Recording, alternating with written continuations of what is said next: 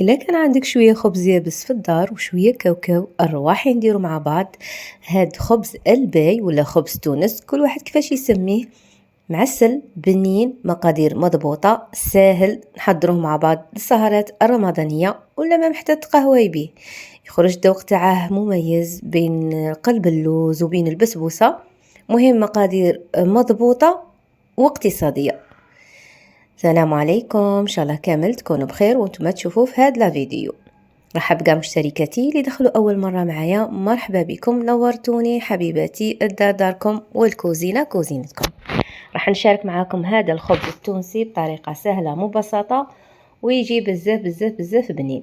كيما راكم تشوفوا يجي طري مشرب ومعسل مع رمضان، ان شاء الله راه مقبل، اللهم بلغنا رمضان. اعتمدوه لسهراتكم الرمضانيه. بداو بسم الله، صلوا على الحبيب المصطفى عليه الصلاة والسلام. أول حاجة نديروها السيرو. دير كاس ونص تاع السكر مع 3 كيسان ماء، يعني دايما في السيرو نضاعفوا كمية الماء بالنسبة للسكر. ونديرو قطعة تاع الليمون، نحرك شوية ونحط السيرو تاعي على النار ونخليه يغلي مدة 15 حتى 20 دقيقة. نخليه يغلي ونخليه يبرد على جهة ونروح نحضروا خبز تونس تاعنا. عندي هنايا كيلة، انا كيلت بهذا الكاس تاع 220 مليلتر تاع البيض، نص كيلة تاع السكر. دائما البنات نستعملوا لافاني كي يكون عندنا البيض باش نتخلصوا من الريحه تاع البيض، ولا تقدري ما تستعملي الزاز تاع الليمون. الا عندك زاز دو سيترون ديري قشور تاع الليمون تاني تقدري ديريهم. مهم نخلط مليح البيض مع السكر باش يذوب لنا. نخلط غير بالفوي، ما نحتاج باتور ولا. وهنايا شيرات راني جايبه نص كاس تاع مارغرين دايبه، زدته كملته بالزيت، يعني كاس خليط بين الزيت والمارغرين دايبه اللي راح يعطينا ذوق هبال في هاد خبز الباي. نخلط توجور بالفوي، نكمل نخلط كيما هكا كيما راكم تشوفوا معايا. وجيبي داك الكاس تاع الخبز اليابس اللي كنتي حمرتيه مليح ورحيتيه مليح بالاشواغ. نصيحة باش يجيكم خبز الباي بنين ويجي محمر ويجي شباب، حمروا مليح الخبز تاعكم. ونجيب هنا كاس تاع كاوكاو اللي كنت رحيته متوسط، ماشي رطب وماشي خشين بزاف، اللي كنت تاني قليته مليح. شتو اللون تاعه كيفاش داير. ونجيب نص كاس اي نوعيه تاع كاطو تكون عندكم في الدار، ما استهلكتوهاش ولا ما استعملوهاش.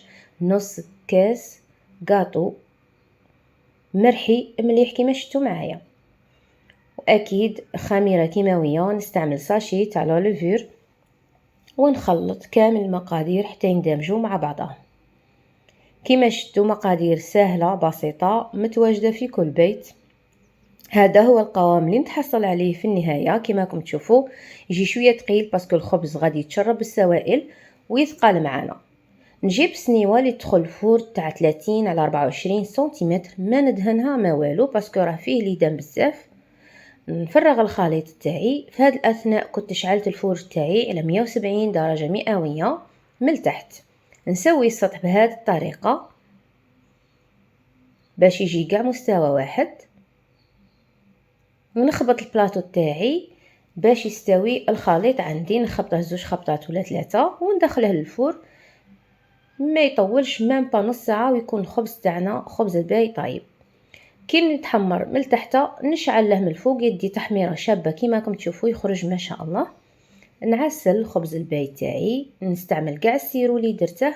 خبز الباي يكون سخون حامي والسيرو تاعنا راه بارد، يعني نفس طريقه قلب اللوز، حتى الذوق يجي فيه الذوق شويه تاع قلب اللوز. بعد ما برد معايا جبت هنايا بانسو وشويه عسل. الافضل ما تستعملوش البانسو مباشره باسكو الطبقه الفوقانيه مازالها هشه. درت غير شويه عسل كيما هكا، ولا تستعملوا لا جولي باش تعطينا اللمعان فوق خبز الباي تاعنا، يعني اللي متوفر عندك ديريه. وقسمته كيما راكم تشوفوا، نقسمه على 3 ومن بعد نقسمه على 4 وعطاتني 12 قطعه الله يبارك كبيره.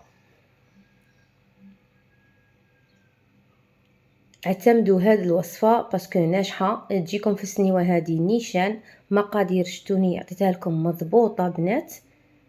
والديكوراسيون تبقى على حسب الاختيار، تبغي دير له سوريز كاوكاو لوز اي حاجه عندك تبغي ديكوري بيها، تبغي تخليه مام سامبل عادي، تبغي ديري له لا نوا كوكو. وهنا في بلاصه الكاطو كنا حنا جينيرالمون نديرو لا نوا كوكو يخرج تاني شباب، يعني انت عندك الاختيار. المهم بالطريقه هذه صدقوني يخرج بزاف بزاف بزاف بنين، وغادي اذا جربتوا الوصفه غادي تعتمدوها. شوفوا كيفاش يخرج معسل مشرب، ما السمك تاعه ماهوش رقيق وماهوش غليظ بزاف، والحلاوه معتدله. ننصحكم تجربوا هذه الوصفه خواتاتي وتعتمدوها لشهر رمضان المبارك. ديروها في السهرات الرمضانيه. كاين ممكن ما ينجحش معها قلب اللوز ولا تبغوا تبدلوا في الوصفات، اعتمدوا هذه الوصفه، اكتبوها سجلوها عندكم وراح تعجبكم بزاف. شوفوا معايا كيفاش يجي خفيف مشرب وبنين، وهو كل ما طول وقعد معاكم راح يجي بنين اكثر واكثر. يعني كيما قلب اللوز شفتوا كي نطيبوه لازم نخلوه يريح مده، هذاك السميد يتشرب هذاك السيرو. نفس الشيء هذا كي يطول معانا ويصبح راح يولي بنين اكثر واكثر. تحسوا مزيج بين الليمون، ذوق الليمون، ذوق اللافاني، ذوق الكاوكاو، يعني خليط من الاذواق. ننصحكم تجربوا هذه الوصفه وتعتمدوها. كاين مام اللي باغي ديرها مشروع رمضاني، تشرو هادوك لي غامكان جوطابل اللي يتباعوا عند لوازم الحلويات، المحلات اللي تبيع لوازم الحلويات، وتخدموهم يجو اون الومنيوم وتخدموه كمشروع رمضاني يخرج تاني مربح، يعني باسكو الناس تحوس على هاد الحوايج في رمضان. فوالا شهيتكم ان شاء الله في الجنه. الى عجبتكم لا فيديو ما تنساوش ابينو، اشتركوا، فعلوا الجرس، بارطاجوا لا فيديو، قولوا لي في التعليقات الطريقه تاعكم اللي تعتمدوها في تحضير خبز الباي. وصلنا لنهايه لا فيديو، في امان الله وحفظه، السلام عليكم.